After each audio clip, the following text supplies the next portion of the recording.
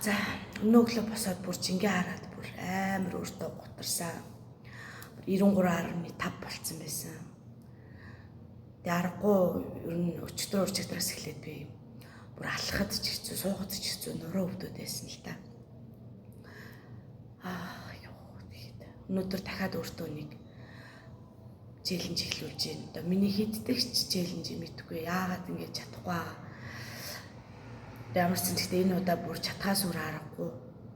Нуруу өвдөд бүр ингэж болохоо байсан учраас сүүлийн боломж гэж удаа дахиад өөртөө нэг челленж эхлүүлж байна.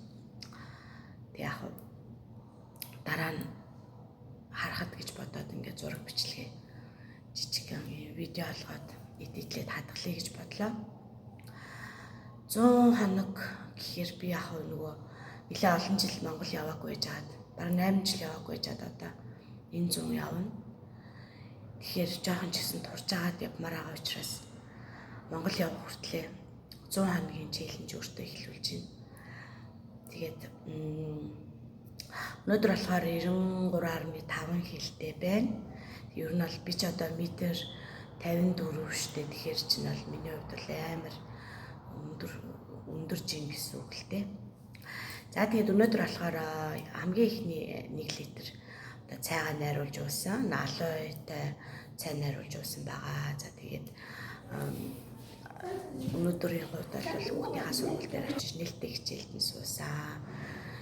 Тэгээд тэрний дараа болохоор дахиад гэртээ ирээд дахиад 1 литр цай найруулж уусан. За тэгээд өндөгтэй будаатай уурга хийж идсэн байгаа. За тэгээд өнөөдөр гэрээсээ ажилласан. Би болохоор гэрээсээ ажиллаж болдог ажил хийдэг болохоор тэгээ гэрээсээ ажиллаж жоохон яс чанаад оройн хүүхдүүдийнхээ хоолнд яс чансан. Тэрнийхээ шүлэн дээр сайхан аарц буцалгаж уусан. За тэгээд орой хүүхдүүдээ аваад хүүхдүүдээ хооллож унтлаад хичээлийн хийлгсэн. За тэгээд би болохоор бас шөнө ажилдаг. Өнөөдөр болохоор шөнийхээ ажил дээр жаахан тасгал хийгээд одоо хэвлийн өөх багасгах тустай газар юм хайж агаад ингээд туудаг тасгал хийсэн. Тэгээ нөө хит өндөр жинтэй болсон болохоор миний өвдөд байгаа. Тэгэхээр нөгөө өвдгөө сайн нугалж дээш доошо босоход нэлээд хүндхэн байгаа учраас ямар ч гэсэн нэг энүүхэндээ тонгож байдаг нэг иймэрдүү тасгал хийлээ.